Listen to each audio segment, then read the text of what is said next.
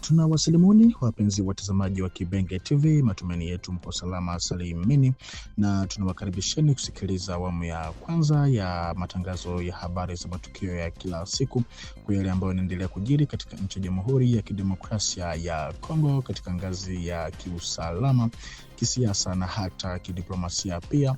Na hapa tutakwenda kugusia hali ya kiusalama ambako tukianzia mara moja huko mkoani Kivu Kusini leo Jumapili tarehe 15 Machi mwaka 2026, vyanzo kadhaa vya ndani vinavyolingana vinaripoti ya kwamba wapiganaji wa Zalendo wakisaidiwa na jeshi la Jamhuri ya Kidemokrasia ya Kongo FARDC wameanzisha mashambulizi makubwa katika majira ya alfajiri dhidi ya nafasi na ngome za wahasi wa Twirwaneho Red Tabara M23 zilizoko katika Haut Plateau za tarafa la Fizi.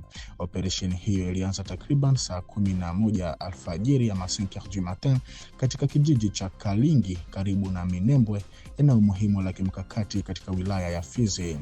Kwa mujibu wa taarifa hizo, vikosi vinavyoiunga mkono serikali vililenga nafasi zinazoshikiliwa na wapiganaji wa kundi la silaha la Twirwaneho Red Tabara M23 RDF.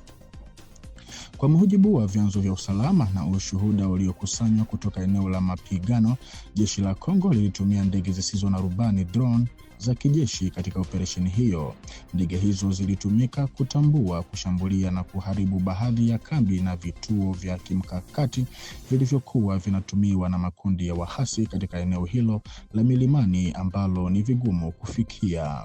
Nyanda za juu za Minembwe zimekuwa kwa miaka kadhaa kama vile uwanja wa mapigano ya mara kwa mara kati ya makundi mbalimbali ya wahasi wa ndani na wa kigeni pamoja na vikosi vya serikali na washirika wao.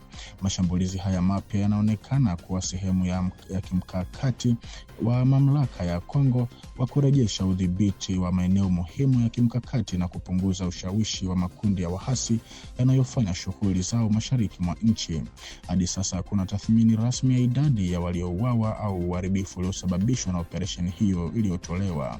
Hata hivyo, vyanzo vya ndani vinaripoti kwa mapigano makali yamesikika katika maeneo kadhaa karibu na Kalingi, hali inayoongeza hofu ya kuongezeka kwa mvutano katika sehemu hiyo ya Kivu Kusini.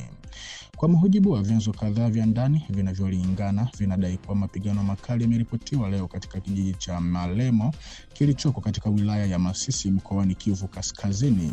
Kwa mujibu wa ushuhuda mbalimbali uliokusanywa katika eneo hilo, mapigano hayo yamewakutanisha wapiganaji wa Zalendo dhidi ya wahasi wa M23 RDF. Inaripotiwa kuwa silaha nzito na nyepesi zilitumika wakati wa mapigano hayo, jambo lililosababisha taharuki kubwa katika vijiji vinavyozunguka eneo hilo. Mashambulizi haya mapya ya makundi ya Wazalendo yanakuja siku moja tu baada ya mapigano mengine kama hayo kuripotiwa katika eneo la Kashuga ambalo pia ni sehemu ya kimkakati katika ukanda huo. Msururu wa mapigano haya unaonekana kuongeza presha ya kijeshi katika muhimili wa Kalembe na Mpeti, njia inayochukuliwa kuwa muhimu katika kudhibiti harakati na mawasiliano katika sehemu hiyo ya wilaya ya Masisi. Katika eneo la tukio, wakazi wengi wanaeleza kuwepo kwa hali ya hofu na sintofahamu kubwa. Sehemu kubwa ya wananchi wameripotiwa kujifungia majumbani au kukimbilia maeneo wanayoamini kuwa salama zaidi, wakihofia kuongezeka kwa mapigano. Hadi sasa hakuna taarifa rasmi iliyotolewa kuhusu idadi ya waliouawa, kujeruhiwa au uharibifu wa mali. Hata hivyo, vyanzo vya jamii vinaeleza kuwa milipuko ya silaha nzito bado ilikuwa ikisikika katika baadhi ya maeneo, hali inayozidisha hofu na kuendelea kwa mapigano katika ukanda huu ambao tayari umeathiriwa sana na ukosefu wa usalama. Kwa mujibu wa vyanzo kadhaa vya usalama na vya kijamii mashariki mwa Jamhuri ya Kidemokrasia ya Kongo, baadhi ya wanajeshi wa Kongo FARDC waliingia katika shambulio la kuviziwa yani ambuscade tarehe ya jana Jumamosi tarehe 14 Machi mwaka 2026 karibu na kijiji cha Penge katika eneo linalokabiliwa na hali mbaya ya usalama. Kwa mujibu wa taarifa zilizokusanywa kutoka kwa wadau wa ndani, shambulio hilo lilisababisha kifo cha kapteni mmoja wa jeshi pamoja na na askari kadhaa waliokuwa katika msafara huo. Hata hivyo, mazingira halisi ya tukio hilo bado hayajafanuliwa kikamilifu. Vyanzo vya ndani vinaeleza kuwa huenda shambulio hilo lilifanywa na wapiganaji wanaohusishwa na kundi la Force Democratique Alliée IDF, kundi la wahasi linalofanya shughuli zake katika maeneo mbalimbali ya mashariki mwa nchi. Na katika eneo la Mushchacha ambako kampuni ya uchimbaji wa madini ya Kichina inatumika inayoitwa kwa jina la Kimya Mining inafanya shughuli zake katika maeneo hayo, linatajwa kuwa ni miongoni mwa maeneo yaliyoathiriwa zaidi na matukio haya ya mara kwa mara ya vurugu.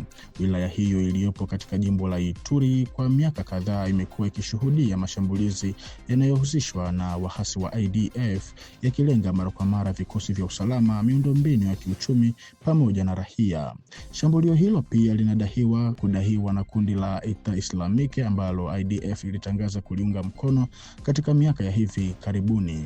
Kwa mujibu wa wachambuzi kadhaa, kundi hilo lilisambaza pia picha na video za tukio hilo kupitia mitandao yake ya propaganda ya kijamii zikionyesha baadhi ya matukio ya shambulio hilo. Picha hizo zimezua hofu na wasiwasi mkubwa katika eneo hilo. Inaelezwa kuwa zinaonyesha pia uwepo wa watoto wenye silaha miongoni mwa washambuliaji, baadhi yao wakionekana kuwa na umri wa chini ya miaka 10. Vyanzo vya ndani pamoja na mashirika ya kiraia kwa muda mrefu yamekuwa yakilaani kuajiriwa na kutumiwa kwa watoto katika makundi ya wahasi, jambo linalochukuliwa kuwa ukiukaji mkubwa wa sheria za kimataifa za kibinadamu. Kutokana na hali hiyo, wadau mbalimbali wa ndani wanatoa wito wa kuimarishwa kwa ulinzi wa raia pamoja na kuongeza juhudi za kupambana na uajiri wa watoto wanajeshi katika maeneo ya mashariki mwa Kongo ambako hali ya usalama bado inaendelea kuwa ya kutia wasiwasi mkubwa. Na shirika la kiraia Lutte pour le Changement Lucha limetangaza hiyo jana Jumamosi tarehe 14 Machi kifo cha mmoja wa wanachama wake Bwana Thierry Muhongia katika maeneo ya mashariki mwa Jamhuri ya Kidemokrasia ya Kongo. Na katika taarifa hiyo rasmi iliyotolewa hadharani huko mjini Beni, shirika hilo linalaumu wahasi wa M23 FCRDF kwa kumkamata, kumkanyaga kisha kumua mwanachama wake huyo. Kwa mujibu wa taarifa ya Lucha RDC Afrique, Bwana Thierry Muhongia alifariki baada ya mateso makali na ukandamizaji uliofanywa na wapiganaji wa muungano huo wa silaha katika baadhi ya maeneo mashariki mwa nchi. Shirika hilo linaeleza marehemu kama mwanaharakati mwenye kujitolea na mlinzi thabiti wa haki za binadamu ambaye alikuwa mstari wa mbele katika shughuli za kijamii na uhamasishaji wa wananchi. Katika taarifa hiyo, Lucha inasema kwamba ushirikiano wake katika kutetea haki, demokrasia na uhuru wa taifa ndio chanzo cha kukamatwa kwake na hatimaye kifo chake. Shirika hilo linakemea tukio hilo kama kesi nyingine ya ukiukaji mkubwa wa haki, ikilenga kuogopesha na kuumiza na kuuzima sauti ya wanajamii wanaopinga ukosefu wa usalama na uingiliaji wa vikundi vya kigeni mashariki mwa nchi. Kutokana na hali hii, Lucha inaomba mamlaka za Jamhuri ya Kidemokrasia ya Kongo kuchukua hatua za dharura ili kulinda usalama wa wanaharakati na watetezi wa haki za binadamu, hasa katika maeneo yaliyo chini ya ushawishi au udhibiti wa makundi ya silaha. Shirika hilo inasisitiza kuwa kujishughulisha na masuala ya kiraia hakutakiwa kuwa hatari ya kifo kwa wanaharakati. Lucha pia inasisitiza kuondolewa mara moja na bila masharti kwa jeshi la Rwanda ambao Kinshasa inalaumu kwa kuunga mkono kijeshi M23 katika mzozo unaoshuhudiwa katika mashariki mwa DRC. Licha ya janga hili, shirika la kiraia linahimiza wananchi hususan vijana wa Kongo kuendelea na harakati za amani za kijamii ili kutetea haki na uhuru wa taifa. Katika ujumbe wake, Lucha inasema kuwa hofu haiwezi kuzuia sauti za jamii zinazojihusisha kikamilifu katika masuala ya kiraia. Na kwa taarifa hii, mpenzi mtazamaji wa Kibenge TV, ndiko ambako tunakwenda kukomesha awamu ya kwanza ya habari za matukio ya kila siku, na kwa kuzidi kuhabarika zaidi ambatana nasi hapa kwenye channel yetu ili ufahidi zaidi habari motomoto kutoka kwetu. Basi tukutane kwa majaliwa. Asante.